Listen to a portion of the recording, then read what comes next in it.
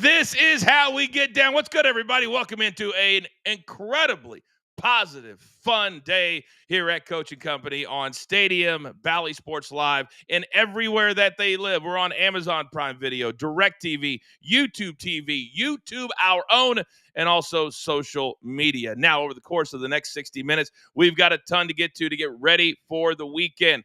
Huge weekend in college football, huge weekend in the NFL. Also, 2 more baseball games today. How do we fit it all in? I don't know, but we're sure as hell going to try. Now, I tell you guys all the time that you never know where the picks are going to come from. Now, yesterday, I was the only one who sucked. Everybody else, solid day, 9-5 total. You say, that doesn't look like 9-5 to me. Well, if you were part of the premium pop-up last night, Raphael nailed his 2. I nailed mine. We had a 9-5 day and literally cashing tickets for an hour and a half. So if you're not a premium member yet, I encourage you. Last night, probably 8 or 9 picks that we nailed in real time. Become a premium member today. We did 2 live shows this week. Who knows? Next week we could do 3. You just never know. Also, a lot of you are starting to get our merch and sending in the pictures. We had 2 more last night on the premium show. So if you get a piece of merchandise, send us a picture. There is the email and all that kind of stuff. We want to feature you on the show. And last thing, if you're watching on YouTube, hit that subscribe button on your way in. Hit the like button on the way in. It really helps us grow. Now, can you tell I'm fired up today? You're damn right I am. So, housekeeping done. But I got some boys that are fired up for a weekend. And, I believe they're at the front door. Ladies and gentlemen, it's time to beat the books.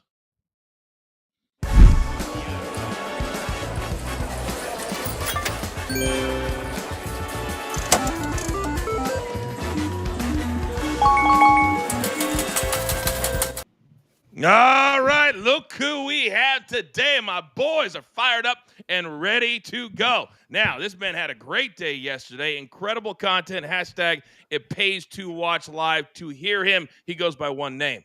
Good morning, Zeno. Morning, Coach. Morning, everybody. What was the lesson we learned last night? And I text you, Coach, to tell you, don't be a road chalk eating weasel. You'll win a lot more games in the NFL. There you go. Great positive message this morning to start the show off.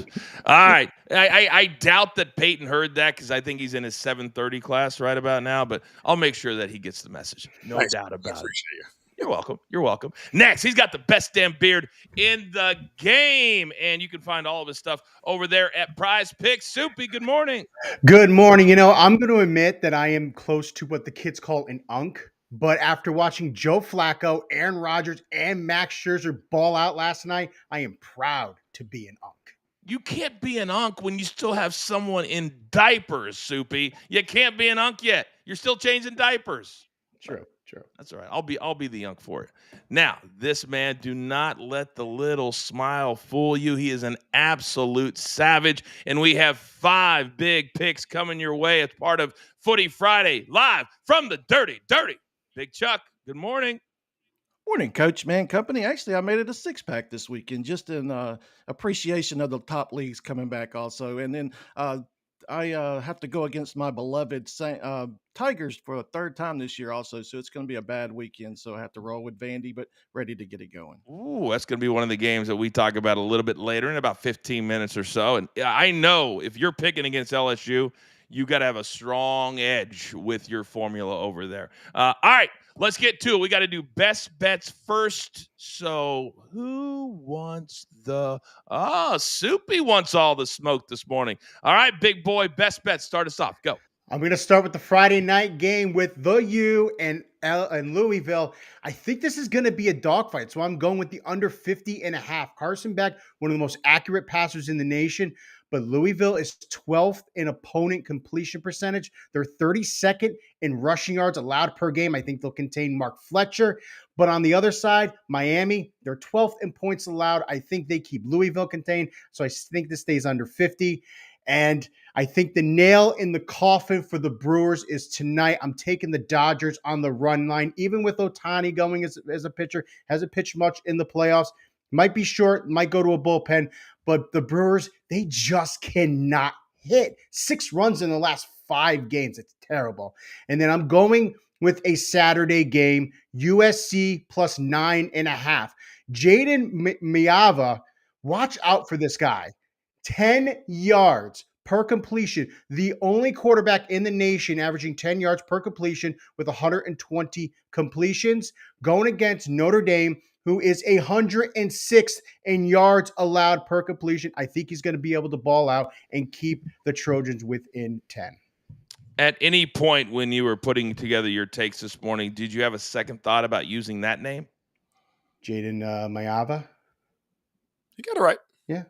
No, I know you got it right, Zeno. Yeah. It's just it's a flip of the coin, is what I'm saying. Sometimes when it comes to names. By the way, I realized last night, because we're getting ready to make a new T-shirt at the merch store, the I Hate Unders shirt.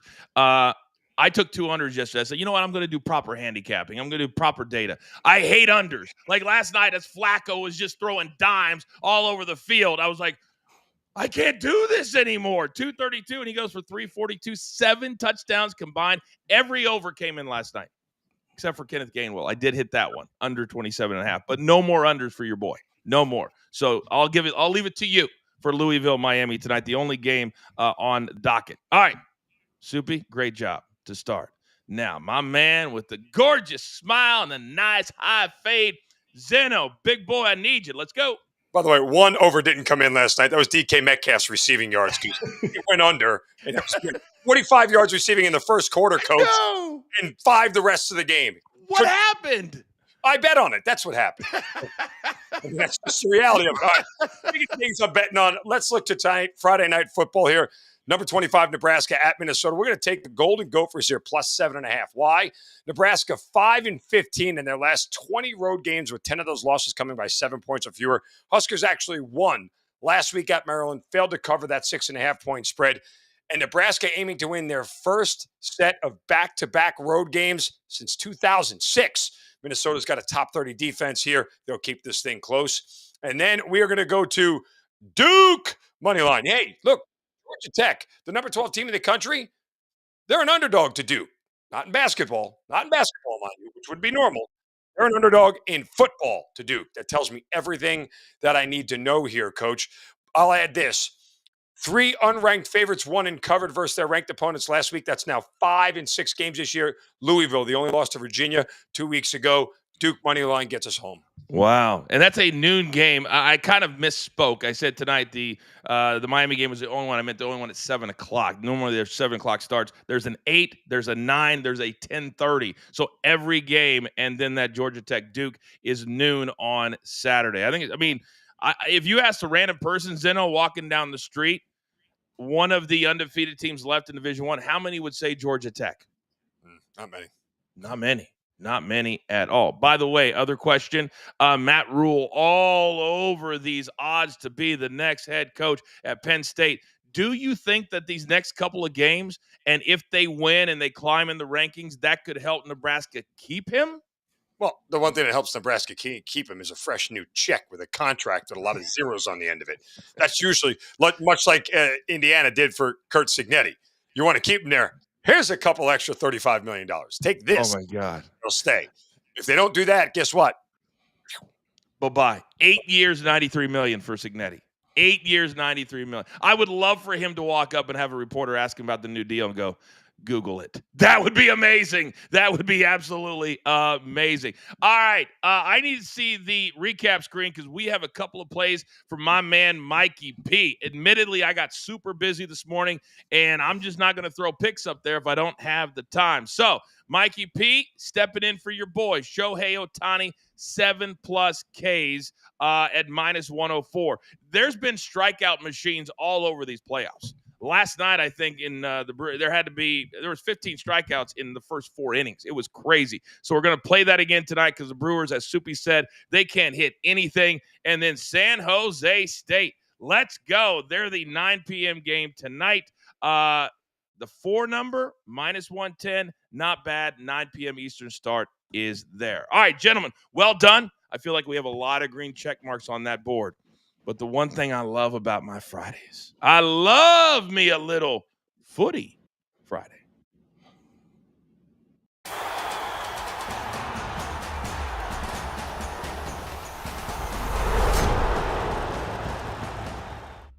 My God, has it been a long international break? Chuck, I need some more of my teams back. Give it to me. Let's start. And we're actually going to start on Saturday this weekend. We're going to go to La Liga. We have Betis and Villarreal, and these are just two high-powered offenses. I'm expecting a shootout in this one. So first play of the weekend is going to be the over 2.75 full-time goals. This one is actually cashed in 4 straight between these two. MLS nightcap, Nashville, Inter Miami. And with Messi and company coming to town, the Coyotes, they'll definitely want to have a nice showing and get off to a strong start. Over 1.2 first half goals. That way, if there's only one first half goal, you get half your stake back. As Nashville, they've scored a first half goal in 17 of their last 19 matches. And Inter Miami, in 11 of their previous 11 games, 13 games, they have a first half goal.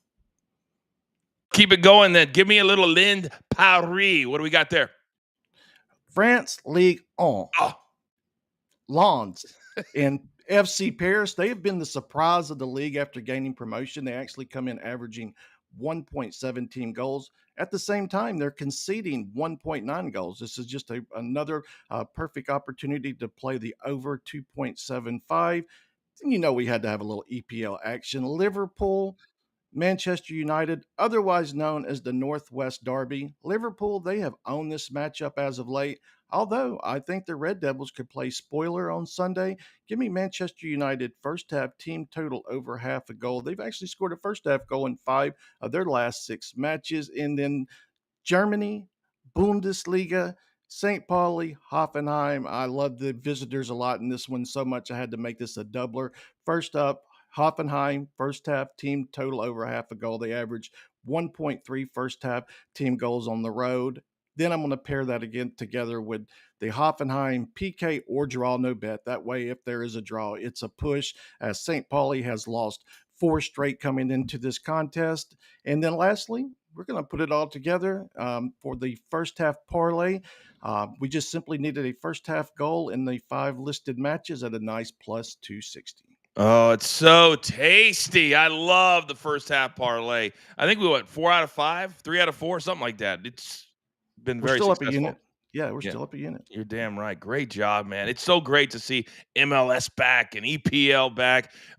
These countries that we had to bet on the last year. I'm over it. I'm over it. All right, something new we're doing at the end of the A starting yesterday. And as a consensus, we played the Blue Jays. It's the dog of the day. What are our selections as a group that we can discuss throughout the hour? Let's throw them up there. Oh, we got the Brewers again. We have North Carolina. They have just been getting crushed. That game is tonight, and then you got Minnesota on the money line. Zeno, if you had to pick one of these 3 dogs, which one would you take? Well, I'm already on Minnesota, so I guess naturally I have to go there. But I will give a nod to Bill Belichick coming off a bye. Let's see how the UNC bounces back with minimal expectations. Big number that Cal is laying. It really is, and that's a late game 10:30. Soupy, where would you go? I can't hear what Zeno said and not go with Minnesota. Okay. Now remember, we're playing the money line here, not the spread. So, Big Chuck, where would you go with one of those 3 dogs? Definitely the fighting Bill Belichick's. I like them on the cover the spread also, but I think they could pull shocker and get this one straight up on the money line.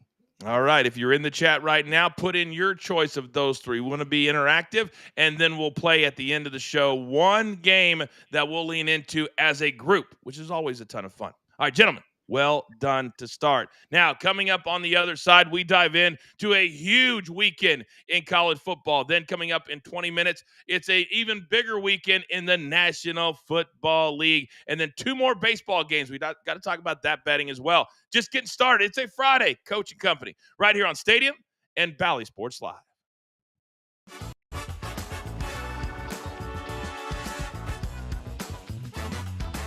All right, you degenerates that continue to watch on our YouTube page, we love you so very much. Zeno, I don't know that I've ever seen a backup quarterback come in 10 days and then have a receiver that had the game that Jamar Chase had last night. 23 targets and 16 catches. Short, long, he averaged 10 yards per catch. This dude was maybe one of the best performances we've ever seen collectively. What did you make of Jamar Chase last night? bold strategy by Mike Tomlin and the Steelers defense to not cover Jamar Chase 4 quarters of the game. I mean, it's not what I would have went with. I'm not a coordinator, nor am I a head coach, but most of my scouting around the Cincinnati Bengals says that guy wearing jersey number 1, that's the guy that can't beat you. Make somebody else do it. Just don't let him do it.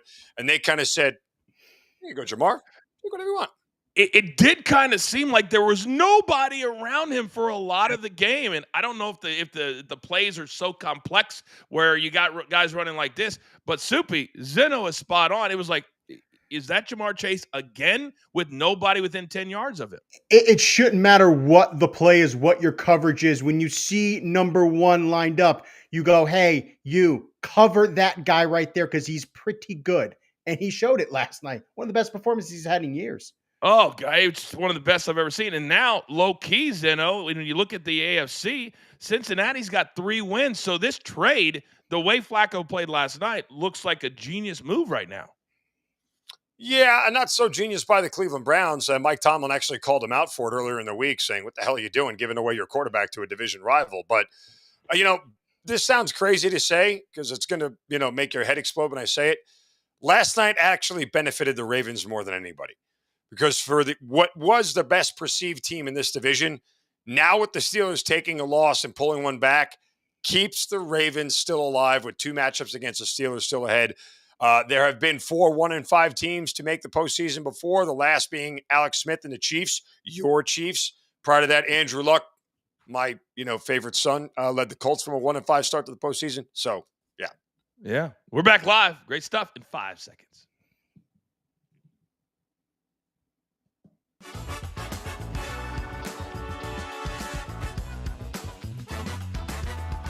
Okay, welcome back, everybody. Coach and company here on a Friday. Do not forget, we have members of the team, the crew, that will be in the chat throughout the show. Big Chuck is always in there, super positive today. Any questions for him, put them in the chat. He'll answer them for you in real time. Now, huge weekend in college football tonight. Actually, 4 games that have teams that we've heard of. So that's a positive. But Saturday, my goodness, this Saturday could really start to shape how we look at the race to the college football playoffs. So we got to get ready. How do we do that? We go back to school.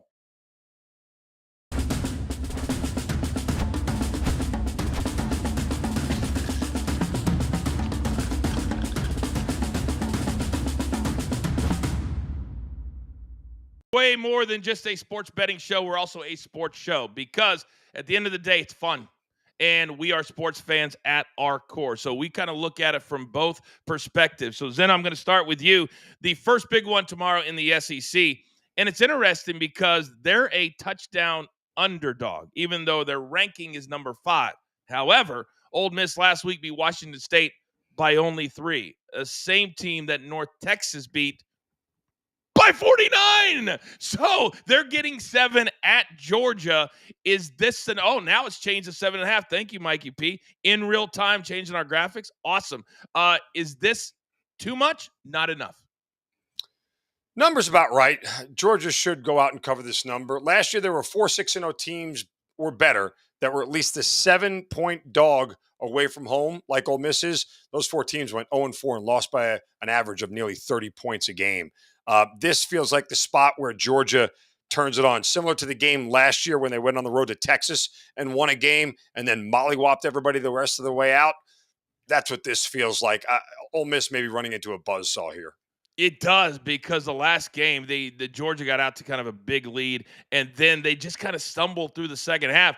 And Soupy Zeno's right. Kirby Smart is not going to sit back and say this is okay. Because you got to remember, even if they don't win the SEC, there's still several at-large bids, and the committee's going to look back at some of these bigger games and said, how did they look against Ole Miss? Your thoughts? Yeah, they're going to look and see how they looked against Ole Miss. Georgia right now, they've got to figure out how they're going to stop Trinidad Chambliss. This guy has been incredible over his last 4 games, 1,200 passing yards, 6 touchdowns, just 1 pick. Georgia really doesn't have a pass rush. If you let him do his thing, he's going to burn you. But While I do think Ole Miss was kind of looking ahead to this game, I think this is the game that just Georgia turns it on. I will take Georgia, and I'll take those points.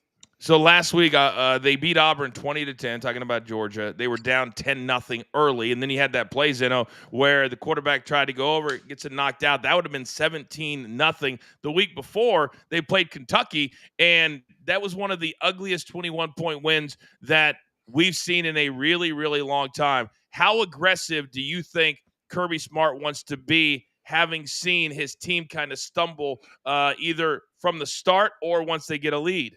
Well, I mean, Georgia has revenge on the mind after losing down in Oxford last year to this Ole Miss team in Lane Kiffin. And just for some more sort of context here around Georgia, they've played 13 ranked matchups at Sanford Stadium dating back to 2017. That was the first year that, or the second year rather, that Kirby Smart was there. UGA won 12 of those 13. The lone loss, Alabama 3 weeks ago. So you want to bet against Georgia to lose twice at home? Knock yourself out. I ain't doing it. I ain't doing it either. Speaking of Alabama, let's flip over to that one, Soupy, because a lot of people don't realize that Tennessee has the top scoring offense in the country. And this is a team that needs a signature win, because let's remember, when Tennessee played Georgia, they had the game won, if not for an unbelievable fourth down touchdown, a 2-point conversion, and then winning the game late. So Tennessee certainly is a team that, if you look at them, Soupy, is better than the one loss that they show.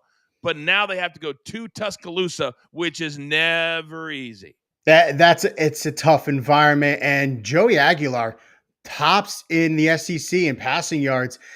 What he needs to do, they need to set up the play action. Joey Aguilar is the best play action quarterback in the nation, leading in passing yards. If they could get that run going to set up the play action, that's how they could beat Alabama. But I don't think they're beating Alabama. Ty Simpson right now, to me, is the best quarterback in the nation. He has been on fire the last few games. They lost that game. They almost lost that game to Missouri. He went on his offensive line the day after because he thinks that they didn't pull this game out early enough. He's hungry. He's a competitor. I think they come away with the win. He's kind of like what comes out of his mouth doesn't match up with how he looks. He's very much like a Boy Scout. When you look at him, he gives everybody's props, and even in Vandy, he's like, man, we've got a lot of respect for them. But this guy has turned into, Zeno, an absolute savage, and he can use his legs, which then opens up his dynamic wideouts for 2 or 3 big plays every single game. It's all about game script for Tennessee. They've got to play with a lead. They got to keep Alabama chasing. That's really the point, because what's the weak spot of the Crimson Tide? It's their defense. It's not their offense. They have receivers running all over the place in Jeremy Bernard and Ryan Williams that are basically unguardable. So you've got to keep Alabama chasing and force them to convert every third down. That's Tennessee's game script. They've got to get up early, and I think Josh Heupel, the head coach of the Tennessee Volunteers, will take chances early to try to put his team out in front. But to Soupy's point, and I'll give you a little extra little flair here, I don't think Alabama's losing this game at home, nor do I think Georgia's losing their game at home. An Alabama-Georgia moneyline parlay pays about -1 on 9, which is a very sweet price for 2 teams laying more than a touchdown at home. That's such great advice, because we're always looking for different ways to play a number that we absolutely don't like. And I don't like that 8.5. So moneyline parlay on those 2 teams, I'll take it. But also let's remember, Soupy, that Vanderbilt, if not for 2 awful turnovers inside of the red zone and a late touchdown inexplicably on 4th down, that game was much closer in Tuscaloosa than the score indicates. So Tennessee, if they look at that, Alabama's got to understand, we've got to get the lead. We can't let this team get going, because when they get going, man, they are dynamic on offense. Yeah, I love watching this Tennessee offense. They got Chris Brazzell, one of the most explosive guys I have seen. They've got a ton of weapons. I think they just have to balance the run and the pass and let Alabama, like Zeno said, they have to keep chasing. They have to play with a lead. That is the only way, but I think it's going to be tough against how good Alabama is right now. Yeah, that's a 7:30 start. Getting 8.5. My goodness. All right, let's flip it over. Speaking of Vandy, they're going to be at home in Music City, USA, Nashville, Tennessee. And this is a gigantic one. And Zeno, I said when they lost to Alabama that they can't pack this thing in. Like in years past, it would have been a gigantic letdown because, we're going to go to a bowl game on December 27th. they're still very much in the conversation for postseason. But a signature win like this for a noon game, I think this is a big, big spot for Mr. Pavia. First, let's get out of the way the subtle shots that coach is taking at me and all the bad beats I've taken this in the past 2 weeks with Auburn and Vanderbilt and Alabama. Yeah, I just, I honestly didn't even think about it, to be honest with you. I felt it. Oh, you felt it. My bad.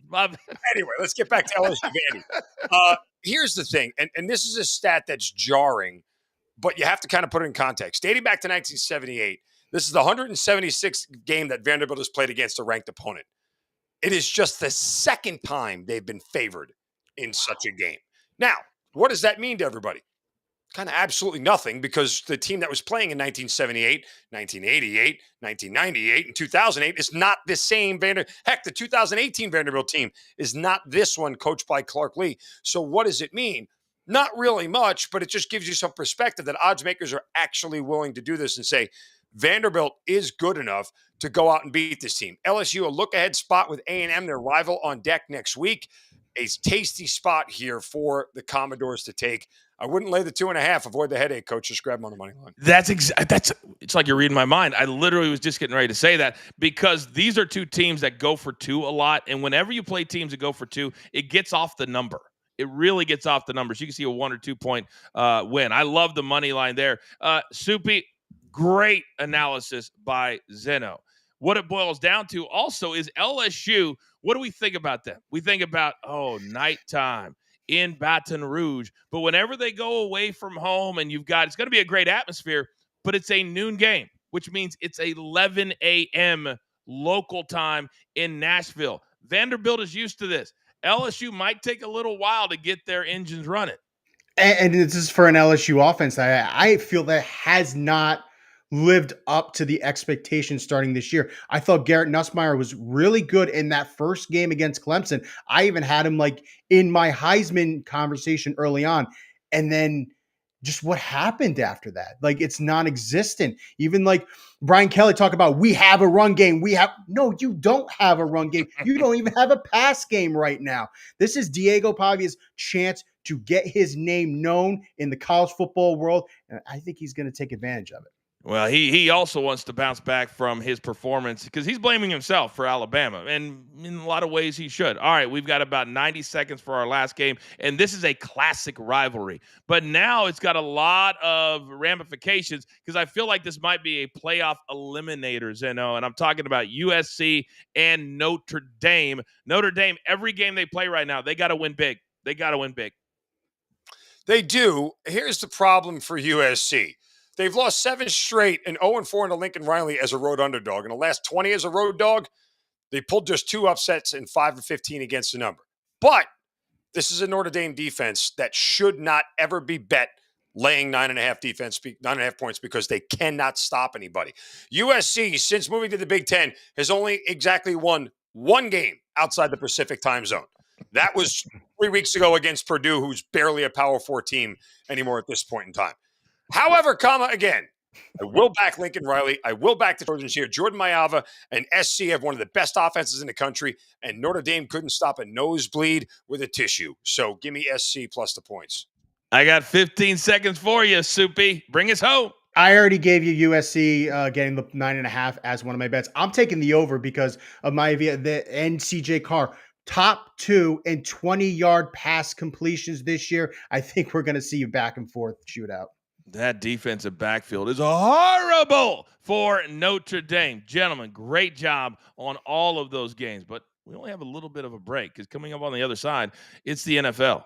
And a lot of the games this weekend are the late games. A couple of early ones we're going to take a look at. We're only halfway home. What a vibe. What a day. What energy right here at Coaching Company Stadium, Bally Sports Live.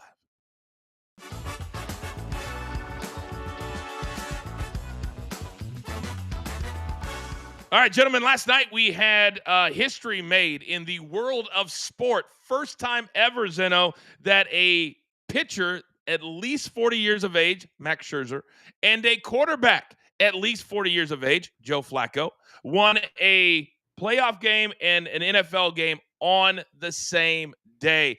Are we starting to see some old guys taking care of themselves? And it was a pretty cool to watch both of those games at the same time. I mean, hey, gives a guy like me hope as over 40. What still can I still accomplish in this wonderful world at my age? Look, I mean, all this stuff is pure coincidence, right? Like, I mean, Yeah. it just doesn't happen all that often. When was the last time a 40-year-old quarterback and a 40-year-old starting pitcher even pitched and started in the same day on a Thursday night, let alone, winning them both? But still, cool storylines. Nice to see old guys thriving. Maybe 40 is the new 30. Who knows? I'm still trying to figure it out myself. I'm telling you right now, this show that we're a part of, I'm telling you, within the next 2 to 3 years, it's going to be a big show nationally. So I'm telling you right now. You're in line. You're in line. Soupy, super cool. The thing about Max Scherzer years ago, he came to ESPN. He was intense on a Tuesday at 11 a.m. with me on SportsCenter. I mean, so this dude last night, like spitting fire. He gives up a home run early. It didn't matter to the Blue Jays. How cool is this story? And Flacco, fountain of youth last night. I loved watching. I watched both games last night. I faded Scherzer last night because he didn't pitch in the ALDS. I thought against the Mariners, I think they were going to have a rebound game, but there was a point when they were going to take out Scherzer. Scherzer had that intense look. He's like, you better not take this ball from me. And what did he do to the next batter? Struck him out. It was beautiful to watch. He's the only one that's got the guts, Zeno. Yeah, I mean, it's the first time 2 40-year-old men with a combined 3 blue eyes. If Max Scherzer was staring at me like, don't take me out, I'd be like, dude, Cyborg, go away. It is a little bit weird. It is a little bit weird. Color eyes. Yeah, like 2 eyes, spitting all the time. Oh, I'm here for it. Because that series is now 2-2. And the Dodgers are going to be kicking back with their Mai Tais after tonight as well. More on baseball coming up in about 15 minutes. Right now, we're back live. NFL, 5 seconds.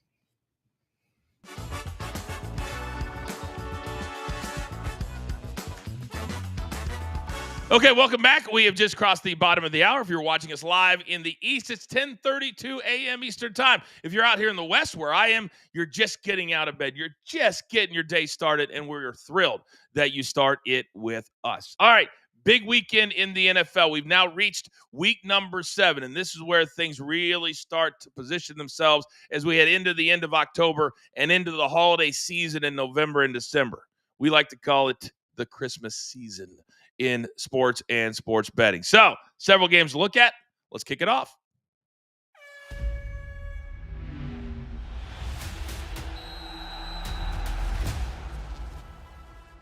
Not a fan, Zeno, of a bunch of games overseas. It used to be special. It no longer is, but it's something the NFL wants to build on and increase. So, Sunday morning early, now I'll be up for it because we have a live 10 a.m. show here at Coaching Company, but the Rams, when the schedule came out, they couldn't have been happy. Travel to Baltimore, play there. Then you're going to play overseas, so they had to stay in Baltimore and then travel. The Jags have been one of the teams that have played there every year because Shad Khan, the owner, loves this progression. But the Rams, 17-3 over the Ravens last week on the road.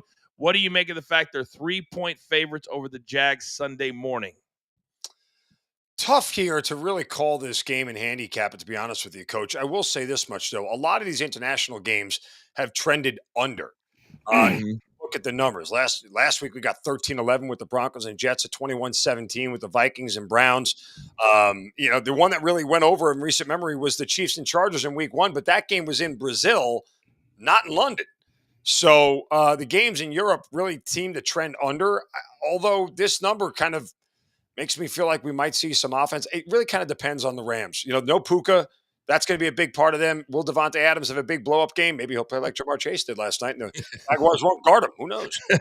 Well, that's a big part. Yeah, that's a big part of this. The Puka Nacua situation. He was on pace to set all of the NFL receiving records as far as catches are concerned, averaging over 10 catches per game. So, Soupy, I was a little bit shocked to see the number because of that. I was a little shocked to see that the Rams are favorite in this game because the Jags, they're used to doing this. They're used to going to London. I think that's going to play a part. They do this every season. And I'm wondering how Matthew Stafford is going to do without Puka Nacua because now they are going to hound Devontae Adams. And are you going to try to run Kyrie Irving against that Jags run defense, one of the best in the league? I think they're going to have trouble in this game trying to get things going. That's why I'm going to take the Jags to +3. Yeah, and they blew. Well, the Jags also a little bounce back spot last week. Zeno called it. Seattle went all the way from the Pacific Northwest all the way to Jacksonville, and they pounded the Jags, winning by 8 on the road. So they've got some issues right now because they were feeling themselves after the win over Kansas City on Monday night. Now, speaking of the Vikings, they've already played 2 games overseas. They were the first team to go back to back and stay over there. Now they've got the defending champions Zeno coming to town on Sunday. And Minnesota, I don't know if they're happy at the quarterback position or not, but it is what it is. And the Eagles, big time bounce back spot. They have issues right now in the city of brotherly love. Well, I will be honest with you. I won't bet this game till I know who's starting at quarterback. Because if it's Carson Wentz, I'm betting the Vikings. But if it's J.J. McCarthy, I'm betting the Eagles. Like, that really is the difference, and it matters that much. I don't trust J.J. McCarthy. I don't think you could bet him on offense. I think the Vikings defense is the one consistent factor here that can limit the Eagles offensively and cause life to be very difficult for Jalen Hurts and company with the way that he blitzes. But, offensively, I think overall, the Vikings are a great teaser piece, by the way, to take them to a 2-score because I don't see the Eagles winning by 2 scores. But I trust Carson Wentz more than I do J.J. McCarthy.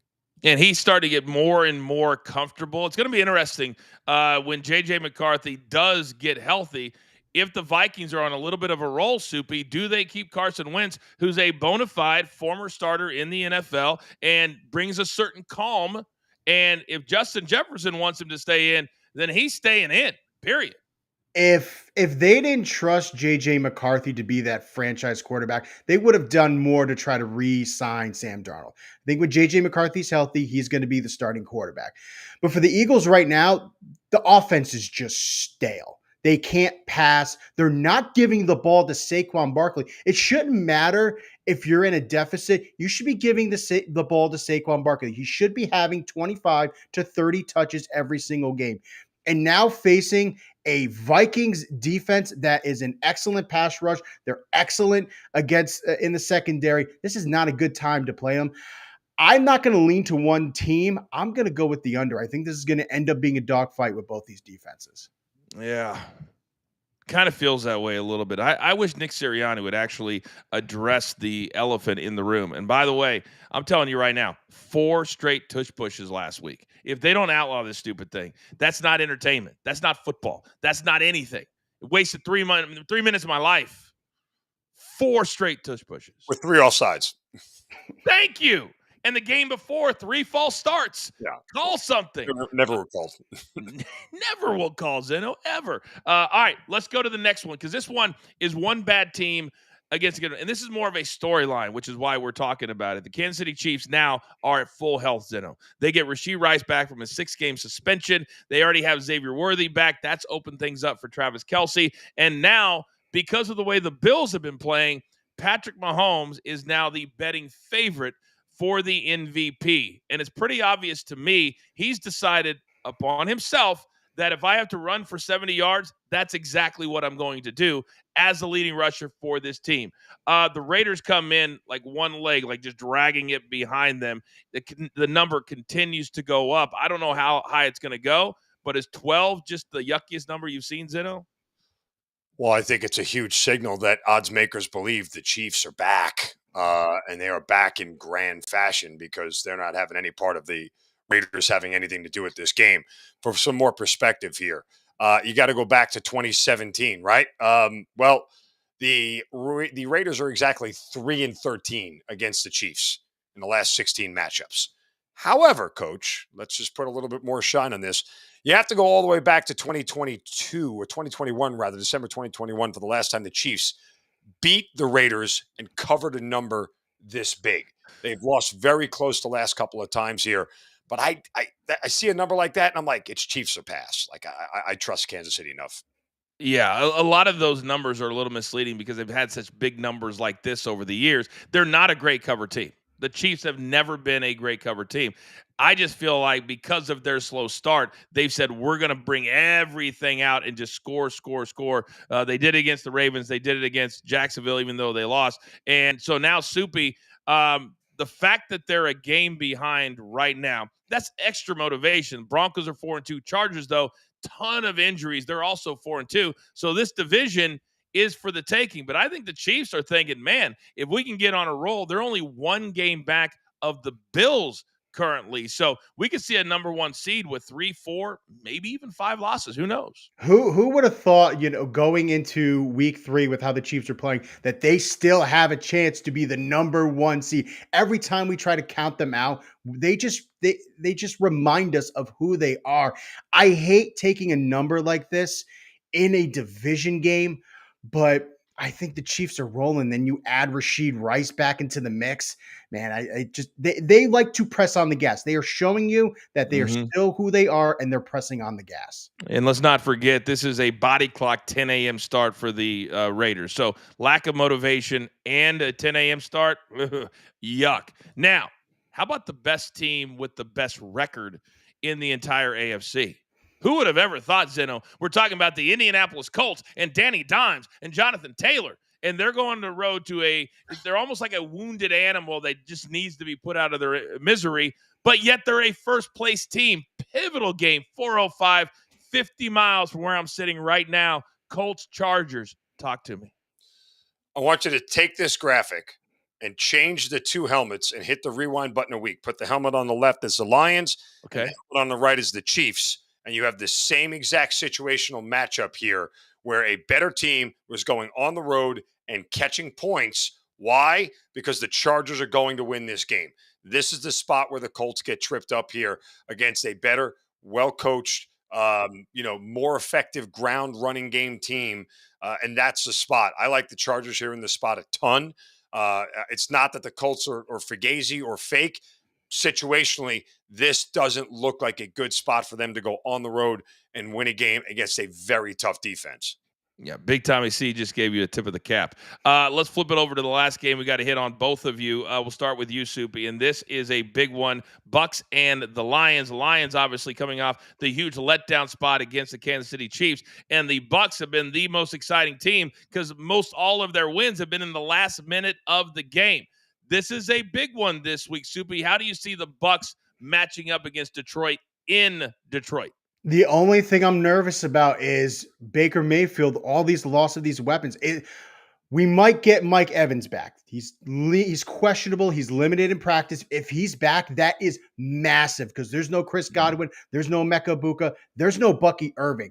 I think that is going to be the key. If Mike Evans is in that lineup, at least Baker Mayfield has somebody, and I think they can contend with the Lions. I will take this 5.5 right now. Take it right now if it's there. All right. Zeno, I'm just thinking in real time about the number and all the names that are gone. Bring us home. What is your take on this number, which is a little bit misleading because of all the names that are going to be in street clothes? It's a dead number, but all the names in street clothes haven't affected this line. I mean, Chris Godwin and Emeka Ibuka and Bucky Irving are not moving this line a point. It's a dead number for the Lions. But I also don't think we live in a world where the Tampa Bay Buccaneers are 6-1. So I would honestly look for a friend and moneyline parlay the Lions with somebody else because I don't think the Lions are losing at home. Jared Goff's home road splits are dynamic. He's much better at home. I just, I would never count Baker Mayfield out. He's proven that you shouldn't for him to walk through the back door and get within this number. Yeah, and they in the last couple of years they've gone to Detroit and beaten Detroit in their house. Yep. Also, take a look at Amon-Ra St. Brown. You're starting to see a trend of big name wide receivers that are getting targeted a lot. We saw Jamar Chase last night. I think Amon-Ra St. Brown, he still had a big game the last couple of weeks. I think he's going to have a big game. They're going to go back to who they know and who they love, and that is him. All right. Live show Sunday morning, break it all down. Then, of course, the Monday night grind Monday at 7 p.m. Eastern time. 2 Monday night games this week yet again. All right, coming up on the other side, we can see a closeout tonight in L.A. Also, we've got a good series now, Blue Jays and the Mariners. We'll discuss it on the other side. Great day so far. Coaching Company, Stadium, Bally Sports Live.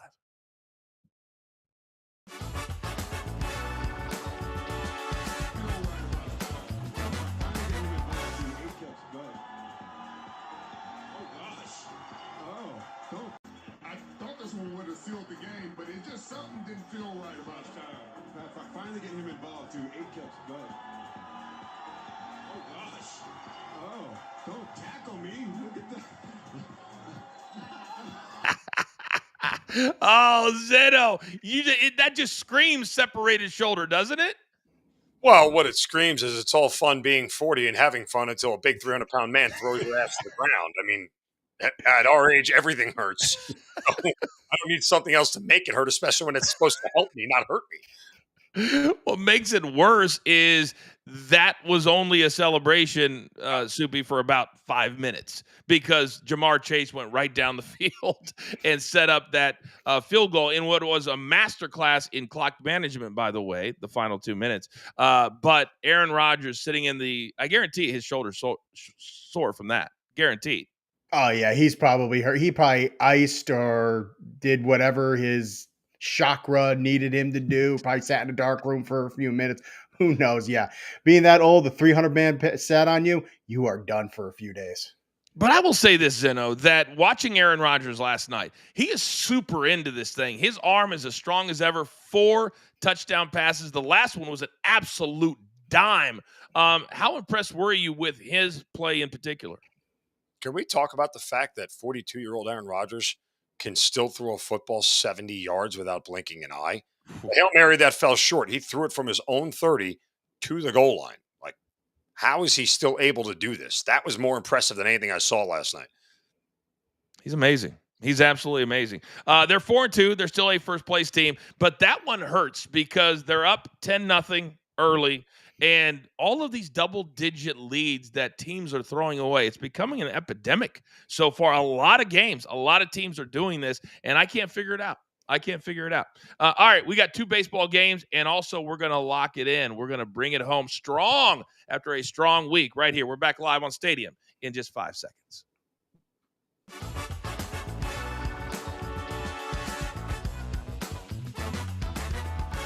All right, boys. Tonight we've got 2 games, and there's a very good chance, and the odds makers say it's more than a good chance, that the Dodgers will be able to sit at home, kick back, and just watch the Blue Jays and Mariners use all their pitchers and beat themselves up and all that fun stuff. So this is the game at 6:08 p.m. Eastern time. And Big Chuck, I'm going to start with you because the Dodgers, if you want them on the money line, you're going to pay $2. Is that still a pretty good bet? Some may say so. You can even look at the -1 if you want to go with an alternate option. You can get that, kind of cut that in half. But a lot of people will probably pay that. They're riding a 13-1 streak. It's kind of hard to fade that. You may even want to look at the under. These have been 200 teams, even though we may see a sneaky over. I think they just announced Quintana is going to be the starting pitcher for the Brewers. It was to be determined. So I think that's been announced. So I was looking at the over. We may see a under, but it's hard to pass up on the Dodgers right now. They look like they're ready to close this one out. It really, really does. And I don't know, down 3-0, in the way, Chuck's right, Zeno, we've had 3 straight unders so far, and it hasn't even really been close. And I don't see the Brewers suddenly waking up their bats in Game 4 down 3-0.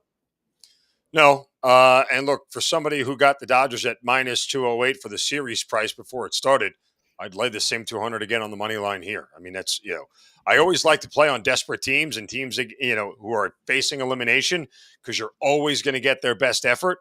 Nobody wants to get smoked and go down easy, but this is not a Brewers team. Quintana stinks and the Brewers can't score. So Shohei is the easy play here. That's not a good combo. Your pitcher sucks and they can't score, but let's back them. Soupy, everything Zeno just said is absolutely spot on. It feels like a victory parade even before the game starts. If the Brewers were somewhat competitive, yeah, I would possibly lay some money down for them. But this is going back to the NLDS. Those last couple of games against the Cubs, their bats were not existent then. They were just lucky enough that the Cubs were even worse. It's just over, right? LA, get your brooms out and get ready for another World Series. All right, let's stay in the Pacific time zone because this series has turned out to be awesome, Chuck. This has been a 2-game winning streak for Seattle on the road, then a 2-game winning streak for Toronto on the road, and a ton of runs in the process. So we're tied at 4. It's a best of 3 now. And so Seattle gets this game at home. They've got to win this thing because they don't want to have to win 2 when they go to Toronto. And for whatever reason, they seem to play better in Toronto. The Jays, they love playing in Seattle. It's kind of reversed on that one. In that total, it's kind of low. They have it at a flat 7. It's went over in 7 straight between these two played in Seattle. I would definitely look at that. But this one is kind of, I think Seattle may be able to pull this one out. I definitely would just roll with the over, with getting the flat 7. I think that would be my better option in this one. It seems, why is it 7, Zeno, with these teams have been scoring a lot of runs? Well, it's been very one-sided. Look, it's all correlated here. If Toronto scores, this thing is going over. Yes. If George Kirby comes out and has a good outing and Toronto gets held, it's not going over because Seattle – I don't really look at their 13-run outbursts or their 10-run outbursts the other game, whatever it was. That was more a faction of the game, the fact that Toronto's bad bullpen was taking over, and it wasn't really a game that was going to stay competitive. So Seattle doesn't score a ton, especially at home. And if Toronto's going to do all the scoring, this is going to go over. I think it's correlated. If you think it goes over, you're betting Toronto. If you think it stays under, you're betting Seattle. Yeah, this is the toughest ballpark, Soupy, in the big leagues to score in. So we got to remember that as well. Bring us home. Yeah, and what Zeno was saying is great because I looked it up that Seattle's actually one of the worst home hitting teams in the league. They're bottom 5 in batting average, slugging, and everything. So it's their pitching that they anchor. If the pitching isn't there, they're not winning the game. So that's why if Toronto gets that early lead, I would hit the over. I'm going to live bet that. So if Toronto takes an early 2-0 lead, I'll look and see what the live number is. All right, very, very good. Now, we're not going to be here to educate you and take you through on a premium pop-up because it's a Friday and we have lives. You're going to have to do it on your own. We've given you an hour. Now, a lot of you were not here at the top of the hour. We get it. You got lives, jobs, all that kind of stuff. But I feel like today's a big day. So let's lock it in.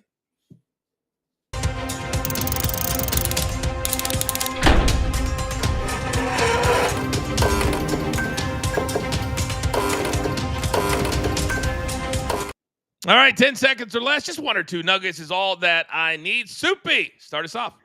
Louisville, Miami under 50.5. I think this is going to be Miami's toughest defensive opponent this year. Louisville is 12th in completion percentage allowed to Carson Beck. That's going to be tough. So I'm taking the under. Give me the Dodgers run line. The Brewers cannot hit, and I think it is over for Milwaukee. And then USC plus 9.5. The fact that Notre Dame cannot stop the pass with Jaden Mayava, who is throwing for 10 yards per completion, I think he's going to be able to keep this within a touchdown. By the way, Louisville, the only loss they've had is their last game 2 weeks ago in a great game against Virginia. They lost by 3. So they have been really, really good on offense, and I think they're going to give the Hurricanes a little bit of trouble tonight, so it could be a barn burner. I like that under. All right, Zeno, coming over to you. What do you like? Friday night Big Ten action, Minnesota plus 7.5. Nebraska trying to win back-to-back road games for the first time since 2006. They win a game at Maryland last week. Still don't cover the 6.5. Golden Gophers do enough defensively with a top 30 defense to keep this thing close. And then Duke moneyline as they play Georgia Tech. 5 out of 6 unranked home favorites have won outright this year. The one that didn't, the aforementioned Louisville Cardinals when they played Virginia a couple of weeks ago. So Duke takes it home tonight and knocks Georgia from the ranks of the unbeaten. Georgia Tech from the ranks of the unbeaten. And by the way, Duke just beat California at Cal by 24 points. And Cal's not a bad team. I was on Cal, Coach. Oh, I'm sorry. It's so unintentional. I swear to you, it's so unintentional. All right, Mikey P sent in 2 plays today. He loves Shohei. There's been a ton of strikeouts in all of these series in the playoffs for whatever reason. Shohei, he's only going to get 1 start in this series. This is all he's going to need. 7+ Ks. And then San Jose State, the 9 p.m. game tonight against Utah State. Let's take the 4 and ride with them. 4 pretty solid games tonight in college football. All right, we got to rip through them. What do we got, Big Chuck? Footy Friday. Let's go. Starting on Saturday, La Liga, Villarreal, Betis. I'm expecting to shoot out the over 2.75. This one is cashed in 4 straight. MLS Nightcap, Nashville, Inter Miami. Strong start from both of these in the first half, over 1.25.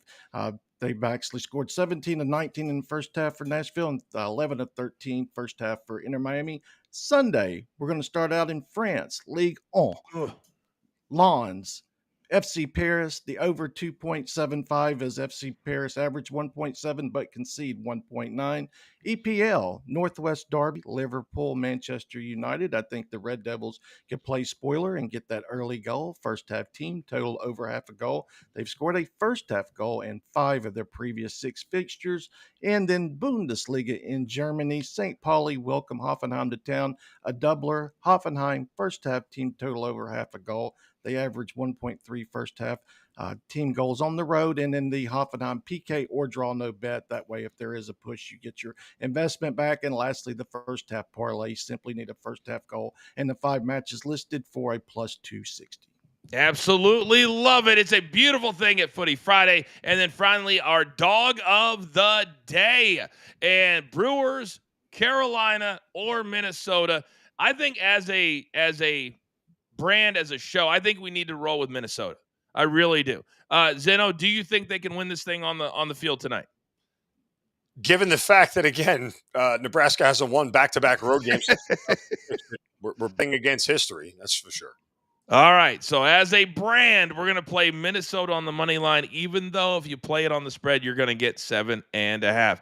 Gentlemen, really solid show today. Thank you very much. Have a great weekend. Producer man, give me that one shot. It's now time for all of you to go out into the world. Do not forget, later today, 2 to 4 Eastern time, my radio show, Sirius XM, channel 156. Tune in for that. If you missed Coachin' Bro yesterday, you can catch it on demand. College football show on demand Saturday morning, posted before 10 a.m., and then live Sunday morning, all NFL, all the time at 10 a.m. Eastern time. In the meantime, there's only one thing left to do, and I believe you all know what that is. You've got your marching orders. Let's take all of these tickets straight to the pay window. My entire team, damn it, do I love them all. My man Zeno, Soupy, Big Chuck, producer man behind the scenes, and also Mikey P doing yeoman's work. I am simply the coach trying to keep this train on said track. We grind for you so we can win with you. It's what we're all about every single day right here at Coaching Company on Stadium, Bally Sports Live. Have a great weekend.